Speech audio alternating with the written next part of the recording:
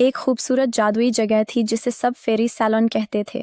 यहाँ रोशनियों से भरी दीवारें, क्रिस्टल के शीशे और जगमगाते रंग हर वक्त चमकते रहते थे। इस सैलून की मालिक थी एक नेक दिल और क्रिएटिव फेरी जिसका नाम था रोज़लिना। वो हर फेरी को एक नया जादुई लुक देने में माहिर थी।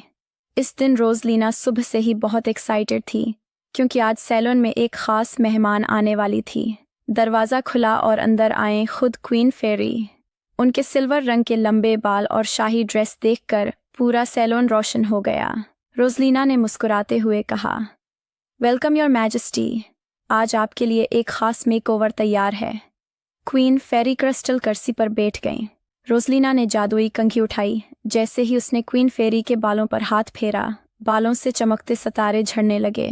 फिर उसने गोल्डन सिसर से सॉफ्टली बाल कट किए और हर बार कटने पर बाल और ज़्यादा ग्लो करने लगते।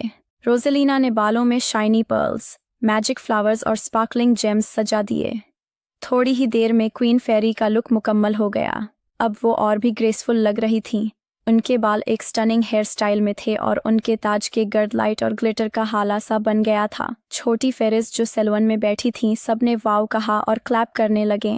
क्वीन फेरी ने आईने में खुद को देखा और खुश होकर बोले, रोज़लिना, तुमने तो मुझे बिल्कुल नया मैजिकल लुक दे दिया है। फिर उन्होंने अपने हाथ में एक शाइनिंग क्राउन लिया और रोज़लिना के सर पर रख दिया।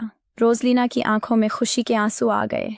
उसके दिल में यही एहसास था कि आज का दिन सिर्फ मेकओवर का नहीं बल्कि इज्जत और दोस्ती का दिन है।